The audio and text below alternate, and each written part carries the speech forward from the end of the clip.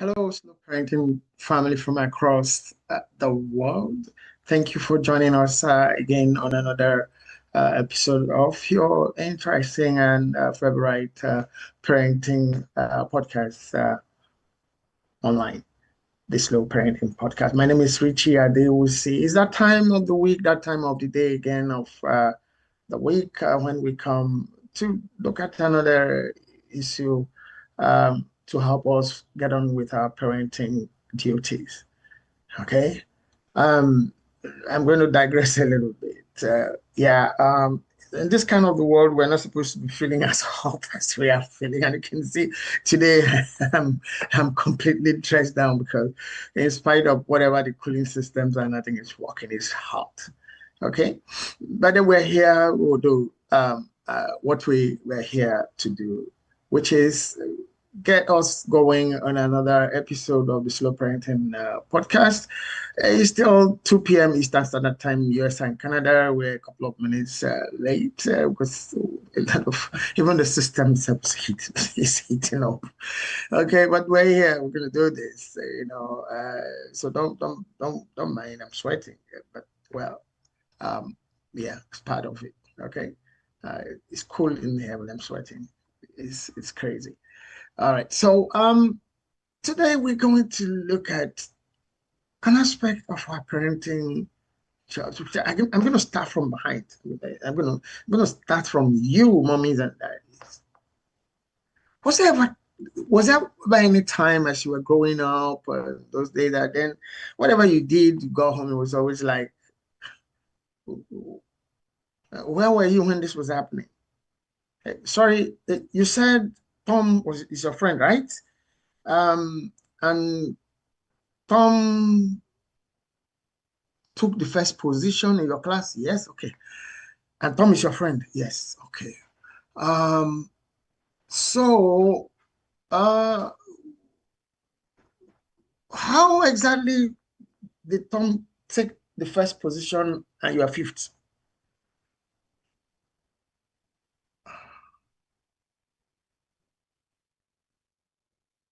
John might actually be lucky, you know. That might not be Tom to compare with in the case of Henry, who just like, how come you came second? What happened? What happened with first place? When we respond or communicate with our children in such ways, um, we put them in places where they shouldn't be. It's not just about we pressure them, it's also about we show them that we hint to them that we don't appreciate their efforts. We hint to them that only 110% is good enough in any circumstance, in any situation. We introduce them to that rat race of only the top is best, which also means that in some cases, they get pushed to doing things, not just regular studies. And I'm not just talking about academics now alone. Could be a vocational, could be their sporting event, could be just, things they do with other kids, and you expect them to be at the top every time. There's nothing wrong with wanting your children to excel, but wanting them to excel by all means at all times is an issue, especially if you have not made it your point of duty to take them through steps to arriving at a place of excellence. You just want it to happen. You do not pay attention to your children's study time. You don't care about the time they go to practice that sport for which you feel unhappy that they won a bronze medal or didn't even win a medal at all. No, no, wait. Let's slow down a little bit. First, from my time and experience as an athlete, first, it's a big deal to get to represent your class. Your class. Number one, you are not the only one in the class. A selection process, a sort of competition must have taken place before you arrive at being the one to represent your class. That's already an achievement. Let's now leave the class. It can come down now to a competition that's between sets in the school. I mean, well, arms of the classes, arms of the class, and then those arms versus the arms of other classes in the school. Your child happened to be one of the finger in one of the arms. That child has already won a gold medal in his class. It's the first. Now, let's say in the larger competition, he still qualifies to represent the school. Maybe in a community event, maybe in a regional event. And in that regional event, that child still goes ahead to make the podium. And you still wear a long face and say, what were you doing? That guy who got the gold medal, did he have 10 legs or 3 legs? No. We would be in those kind of circumstances, be telling our children that, number one, like I said earlier, we don't appreciate the efforts. We don't pay enough attention to even their own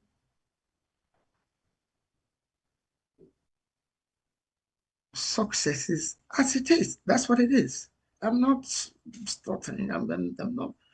I hold their own, as far as that child is concerned. Remember, in a 100-meter race, 8 people, maybe in some tracks, 9 athletes took off. And out of those 9, your child came second or third. Are you mad? What happened with the gold? That child might actually decide to give up, might stop trying, or might get led to some behavior that would not be beneficial to anyone ultimately, including him or herself and you and society.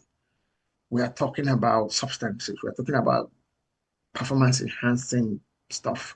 We're talking the person who came first might not be on anything, but it might be that person who knows about those other things who say, okay, do you think this happened ordinarily? Come, I'll show you. And then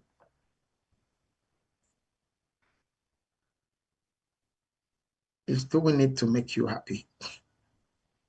It's getting to do anything to make you happy. We should not push our children to do anything to make us happy. We should encourage our children to try their best. And when they have given their best, appreciate their best. Exhibiting enough is never enough, cannot help your children in any way. Only the first position is acceptable in this family. And meanwhile, wait a minute, come, slow down. Meanwhile, you that's saying only the best. Meanwhile, maybe you never neared fifth position in during. Okay, you want your children to attain what you couldn't attain. There's nothing wrong with that. But then it's a process. Processes take efforts, take planning, take engagement, take support, take encouragement. So make a plan, have a discussion. Oh, you came second. Wow. High fives. Then what do you think happened? What do you think happened? What that? Oh, I know what you mean. Why didn't I come first? Well, he's faster than me, but I'm going to beat him. Okay. We went through those. But some of us parents, grandparents, behave as if we just dropped from Mars grown. We were born grown. We never grew up. We never went through processes of trying to, measure up, make efforts, and struggle with some of those efforts at some time. If you are the one who already is at the top of the food chain, it's never easy to remain at the top of the food chain. Everybody in the school wants to beat you. Everybody in the zone, in the state, and wants to beat you. Everybody in the world wants to beat you. Everybody in the world wanted to beat Usain Bolt. They would train like Usain Bolt trained. Some got to look for things to help them. But there's nothing wrong with striving to want to be the best. It needs to be done the right way. The right kind of encouragement needs to be given. When that aspiration is not attained, don't talk down the children. Don't disrespect their efforts. Appreciate their efforts. Celebrate their efforts. That in itself will be an encouragement to try again another time. Okay, we have community members sending in their comment. How do I react when my child says they are tired, they tried their best, but I know they could have done better? How do you know they could have done better? Are you the child? The child knows what is okay. Look, these things are experiential. I've been on the track when it's just one more hurdle. I was a hurdler, high hurdle. And that one last hurdle looks like 1 million miles away. But you're going to get there and you are your top speeds. And then somebody, maybe yes, of course, more effort for so many other reasons, just manages to edge past you. And you're like, you're trying. And then your parents tells you like, but I know you could have done better. I could have done better, but how? Sorry, I'm saying that again. You could have done better. How? The child has put in his or her best and is telling you, I tried my best. But then again, children, I tried my best might not be the best thing to say. I'll get it better. I'll beat him the next time. You are both encouraging yourself and giving hope to the person who always wants 110% every time, your parents. You're psyching yourself, I'll get this.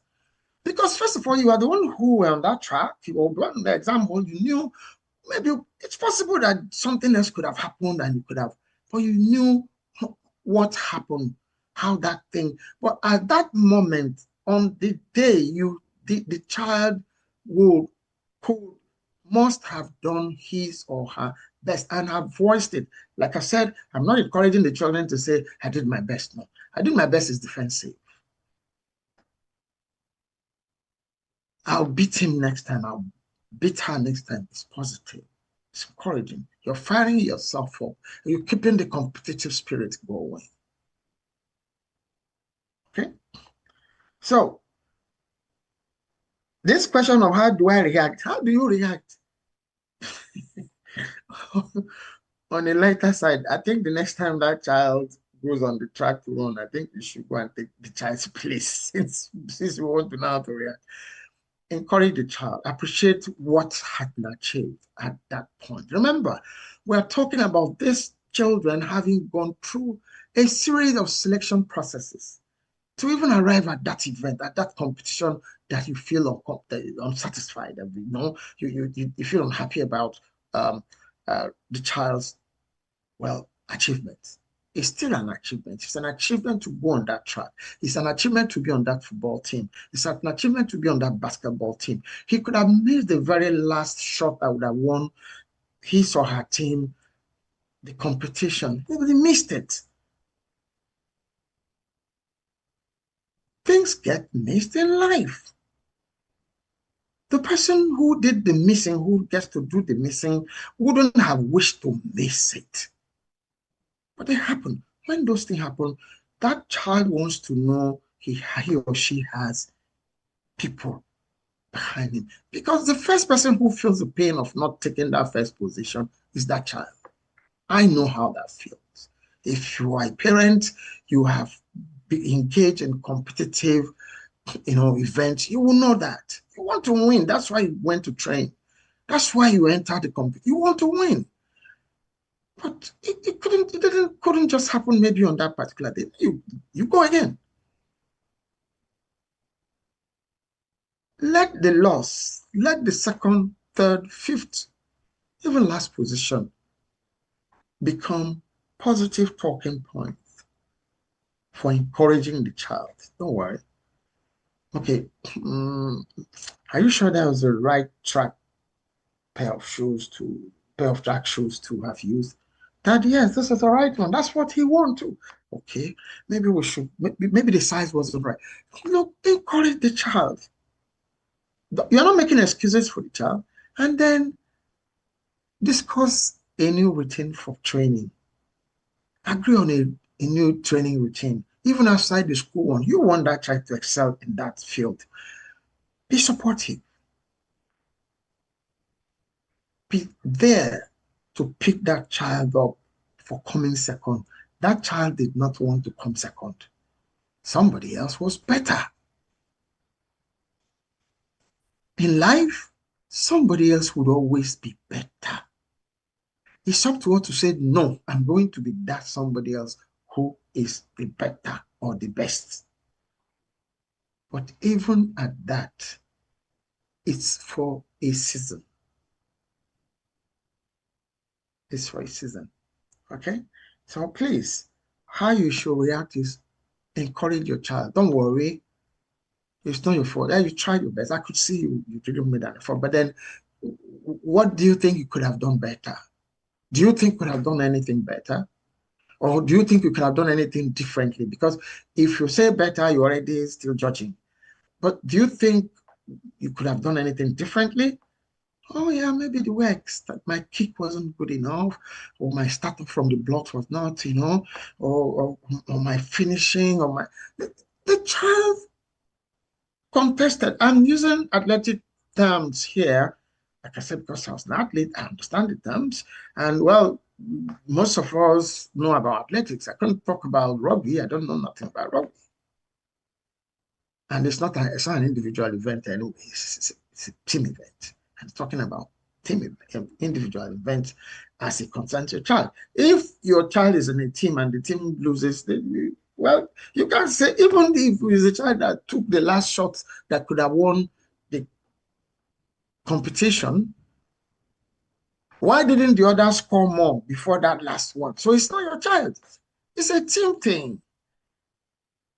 And the teams and coaches that understand these things would not hold that team member, responsible for their loss. No. If they had scored more points before that final point, we wouldn't have to depend on that last point. And we know historically that the best of the best have lost such opportunities. Michael Jordan, Messi, Ronaldo, they've all missed penalties and the last basketball shots that would have won the competition, and they lost. Did that stop did that stop them from being the best? No. So your reaction, encourage your child. We go again. We move. Okay? So we move right even now here. We move. Another community member here says, how can I undo the damage if I have been unintentionally putting performance pressure on my child for years? Apologize first. Be real. Okay? Be real. Be truthful. Apologize to the child. Say, analyze what has happened exactly, what you've done, and what you know, what you know you could have done differently from what eventually happened that had brought everybody, yourself, the child, to that position where you feel you know now you've been pressuring the child unfairly over the years. Apologize and agree together to try again. When that child knows that you are on his or her side, you will see a newness in terms of dedication, focus, enthusiasm, and performance eventually. Okay? So don't give up. Okay? How another community member here say, how do I strike a balance between celebrating my children's effort but still pushing them to do more? You're celebrating their effort is already pushing them to do more. They want to celebrate more with you. So they engage more. Then how do you do that? You review what has happened, plan new strategy for, the next event, the next tournament, the next competition, the next year, the next term. Agree. Start a new regime. Start a new routine of practicing, of training. Okay? You are celebrating. You're also focusing on the next steps. Okay? Another community member here said many parents today say they couldn't come first in their days because they were in less conducive environment. Therefore, children nowadays have no excuse. What is your take on that? Every generation has its own unconducive environment. But before we continue with that, I want us to sit back and watch a video we produced for this particular episode. We'll be back at the end of the video.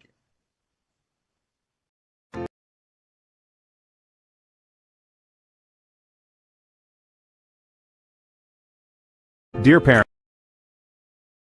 watch to learn how to support your children's growth without pushing them into fear, undue pressures, or avoidable burnouts. You may not say it out loud, but your children know when second place is not good enough for you. They can feel it when you celebrate results but ignore their efforts. And they begin to fear that anything less than perfection is failure.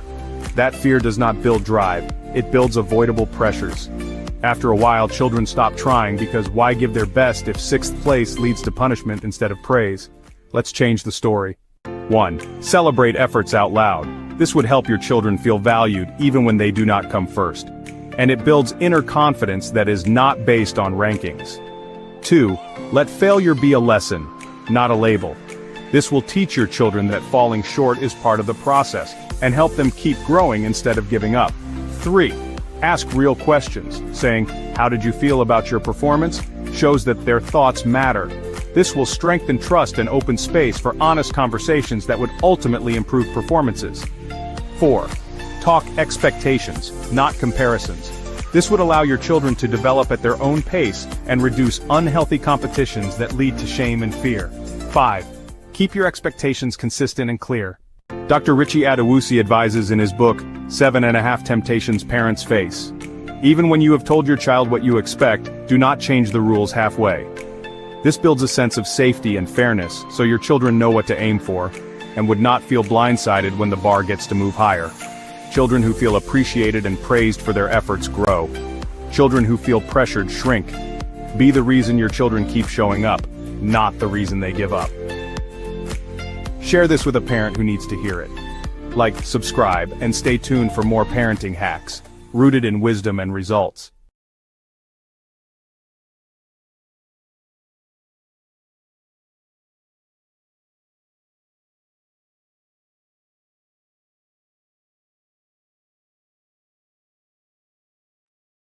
Thank you for staying with us. I hope you enjoyed the video and you found it useful. Like we say on the program, you can always download that video by going to our YouTube channel. It's there as a take home or takeaway gift from us. So you could go to our YouTube channel and then download that same video outside of the stream. And on the stream again, let's go back to that conversation about the parent who said that the children should do better now because the environment now is much more conducive for children to attain excellence than in their own time. Every age has its own challenges. Okay, every age, what you might be calling conducive environment now actually be distraction. Okay, I'm here now. I was there then, and I can think back at preparing for competitions when I was in school. For instance, I could think back about studying for exams. You could say, "Oh, the internet is there, AI is there to help the child or whatever." No, first of all, is it that you have an answer, quick answer to something. Actually, first of all, it's a discouragement on its own. It doesn't encourage you to study hard. It doesn't encourage you to, because there's a quick fix. Or I go to AI, write my essay for me. Did you write the essay? No. So that doesn't make for a better conducive environment for attaining success. No. We're pushing the children, or the children have environments not to be able to do anything. They have an environment under which they have things done for them. But you know what the bad news is, or the challenge is? School will end. They will come to the real world. Even to manipulate AI, you have to learn how to apply to your particular field. So study is still important. Before you get the AI to do what you want to do, you must have had to study how to apply that AI tool to be able to attain where you're going. Now, on the sporting field, I don't think I think there's more noise now around anything, more distraction. That's what I mean by noise. Even for athletes of every type to concentrate, there's more noise. There are more performance enhancing stuff that, why are you killing yourself? And then some of them actually get hooked on those things. And of course, their career ends before it gets started. Okay? There were performance enhancing substances when we were growing up, but then you need to go looking for them to find them then. Okay? Now they are available for you at the press of a button on the phone. So that issue of you had your challenges as you were growing up. So if you could give excuses about the challenges you have, you didn't have conducive environment, that's why you didn't excel either in school or in sports. So what now gives you the impression that your children cannot come up even with better excuses about their own environment? You could be one of the conducive environment for that child's performance. Could be you, the parent. It could be your posture at home. It could be your lack of interest in what that child is doing. It could be for your lack of support for what that child is doing. That could be the unconducive environment. I watched a movie. It's a long time ago. As we're talking, as we're going through this, it just came to mind.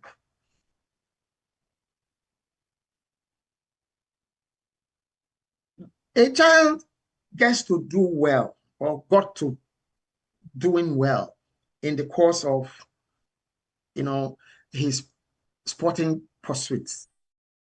Was an athlete. The mother used to take him for the practices, for the competitions. Sometimes they would go as a family. But each time they went as a family, he will not do well. Okay? And the father became, should we say, jealous? that if he could be winning competitions with his mother being the one cheering him up, so he now decided to be the one taking. Each time he took the child will fail. Each time he took the child will fail.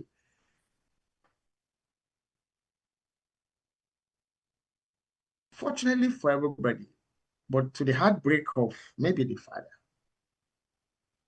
the child was like my son. Now, can we discuss this? Yes. Dad, I don't want you around when I'm competing. Why? Because it makes me feel, my focus is just on you. And when I'm thinking of you, I don't even think about what I'm doing then.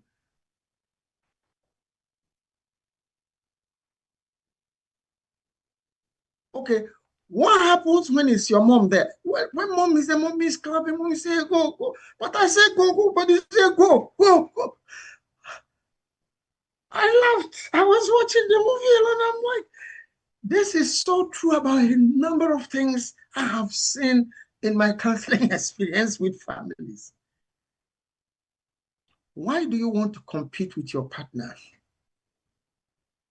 If the child feels more comfortable with the partner, what's important is the child succeeding. Then you can sit at home and then that discussion, that conversation you went into after several losses could have happened when it was the family going and nothing was happening. What's going on? You would say that maybe if all of you came in, maybe only mom should be on the touchline. Why?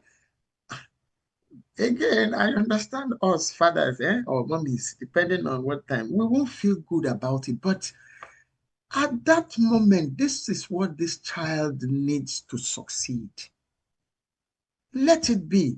Then find out what it is that makes that child succeed with the mother around and what makes that child not to succeed with the father around, and then talk through them.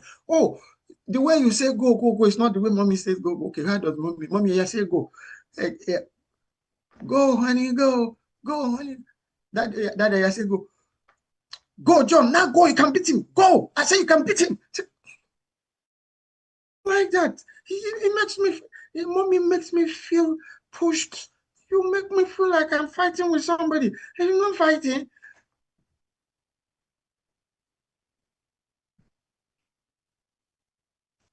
Encouragement is important, but we must also learn to give encouragement in appropriate manners, in appropriate ways. Like we've always said in this program, discussions, negotiation, explanations. Don't assume you know what the child is going through. The child also needs to have that opportunity. If you already have a two-way communication relationship with your child, with your children, the child will tell you, Dad, don't come. Why shouldn't I come? I, that conversation, but it's not all children that are given to be that upfront. It's not. Okay?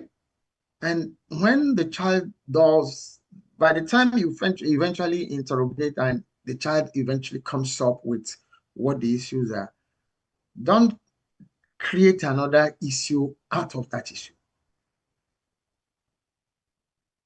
Some children will never say it. They are afraid.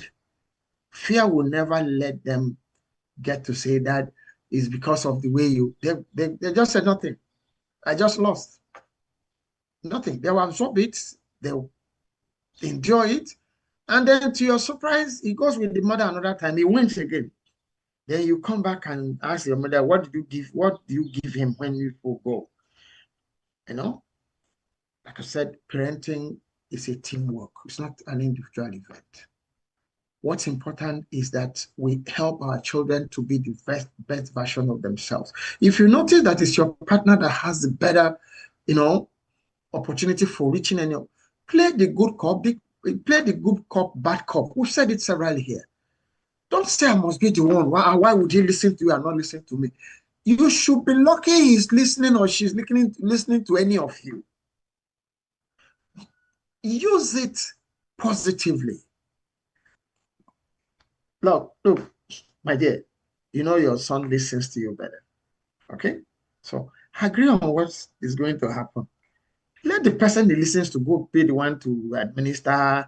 In short, be there and say, why does he have to do that again? Don't worry, make it look like you are, I'm saying we agreed he should do it.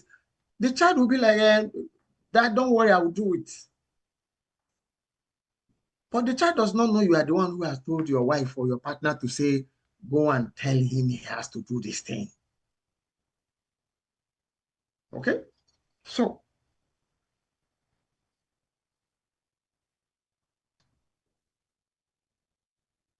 environments, generations, ages, each have its own challenges.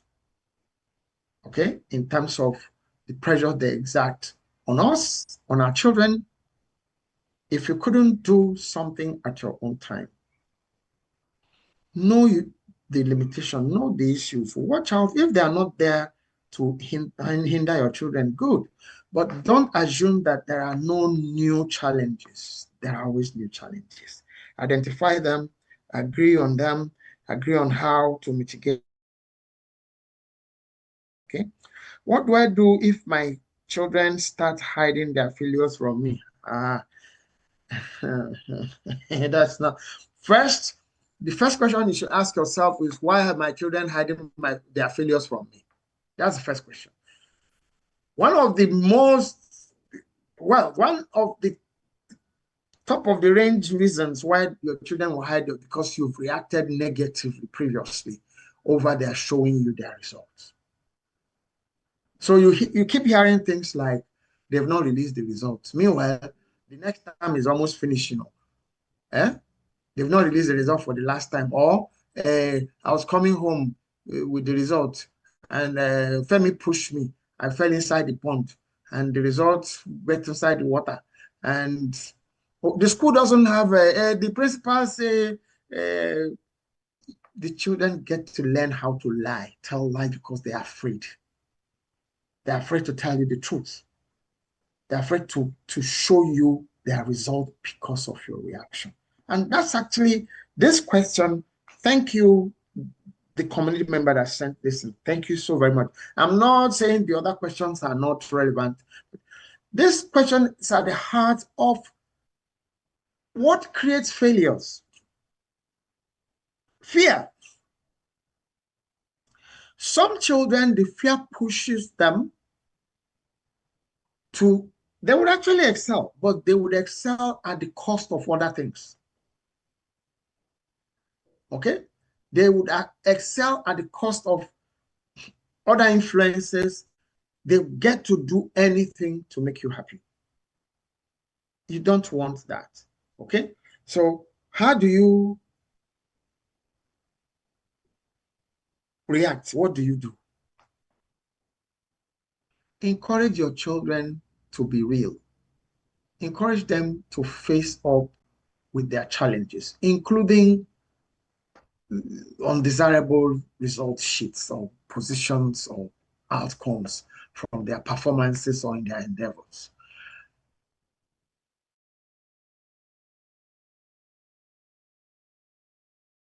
Okay? Failure just says you didn't get it right this time.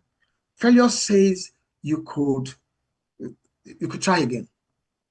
Now sit down together, agree on how to give them that encouragement that no matter what the result is, bring it, we'll look at it. Okay? We're here. We support you. How does the hiding of result improve any child's performance? No, it doesn't. Instead, like has been established here, the children get to learn how to do other undesirable things like tell lies, like cheat, like go to forge results, test and examinations for them to please you. Making your children own up to their performances, help them to grow naturally, help them to develop naturally, help them to develop honestly, legitimately. What they own is theirs. The position they take is theirs. But then when they get home, let them know you can do better. You can't. I know. I have the confidence you can do better. You know? Okay, what happened? What do you think happened here? Let the child speak. And when the child speaks, don't, I know you are playing, you are not there. The child might actually not be telling the lies. Some other things could have happened. Now, what do we do next time? That I won't let this happen again. Fine. Why? How won't we let that happen again? Have a plan. Don't leave it hanging. Have a plan that you can monitor and supervise with that child or those children. Okay? Don't leave it hanging to say, you told me you are going to improve. How? Performance is not an event, it's a process. It's not photocopy. Okay? It's word processing.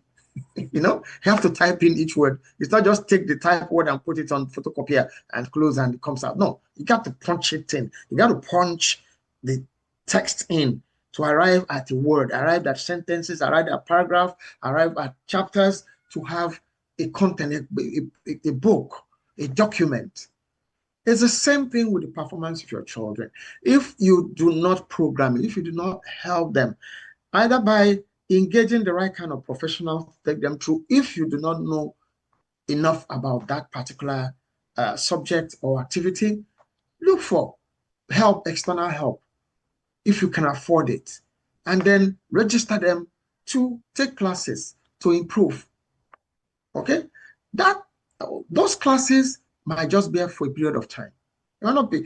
The child picks up. It might not need those classes anymore. But if you still see that the child would continue to need the classes and you could afford it, continue. It's part of the educational development or part of the general development of your children. It has a cost area in your accounting profile. Okay? Okay.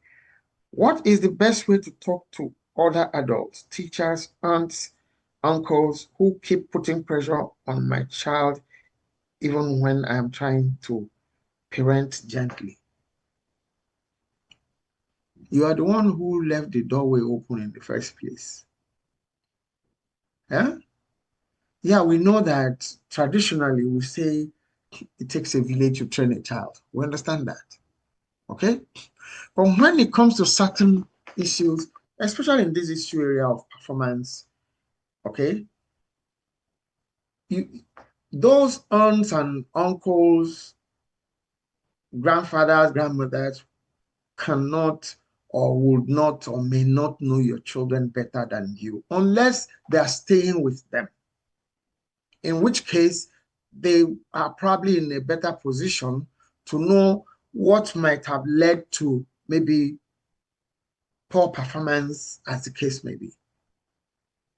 But you are having a conversation with your child or your children about their performance, and a relation is at home with you. Maybe I should actually start from the top. Don't correct your children in public. Try not to do that. And public means third parties. It means those your relations as well. They have their rooms.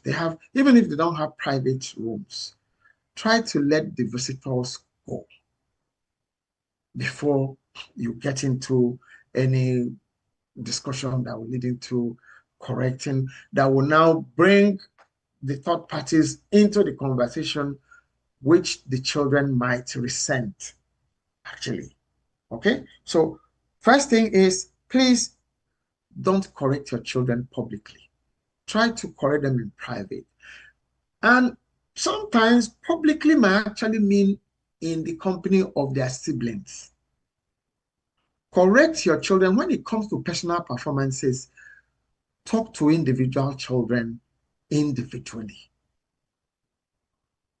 Let it be a personal, private discussion between you and the child.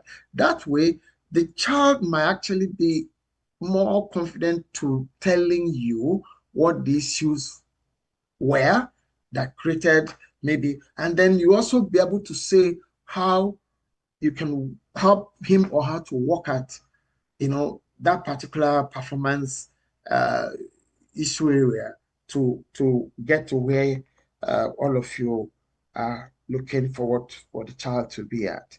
Another community member here says, what if the pressure has been working and my children come first consistently? There is something called burnout, sir. There's something called burnout, man. Burnout might not be actually be that they get tired. It might actually be the stuff they don't value. You know, they're just doing it for you. They will not be enjoying it. You've already accepted or established that you are putting pressure. Okay? Pressure is, well, a good thing. But when the pressure becomes excess, when it's excessive, it could backfire.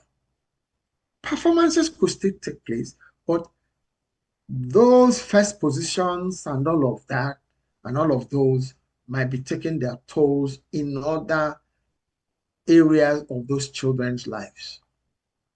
You might not notice them immediately, but eventually will show.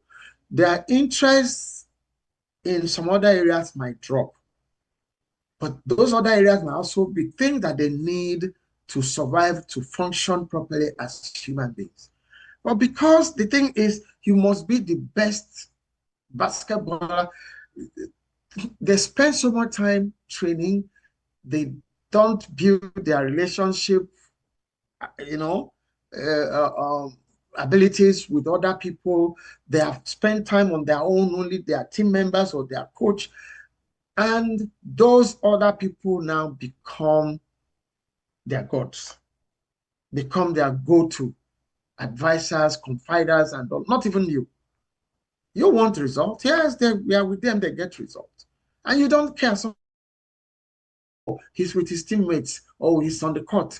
Other things happen in those places that could put your children in trouble, that could get your children not to focus on other life issue areas. Okay, right.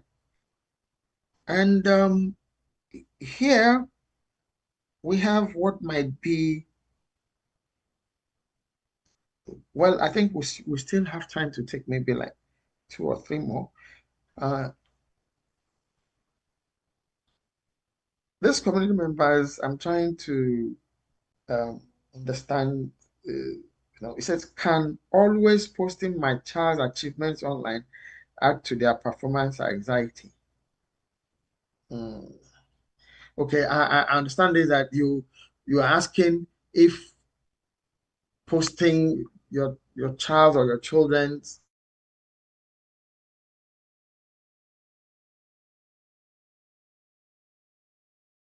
like being they don't like noise around them. They don't, I have such and some of you listening to me here to also have children who they just want to do their thing. They don't want others involved in their successes, failures, or whatever. They want to do their thing. Okay, they've succeeded, keep it to them. If the child likes posting things online, go for it.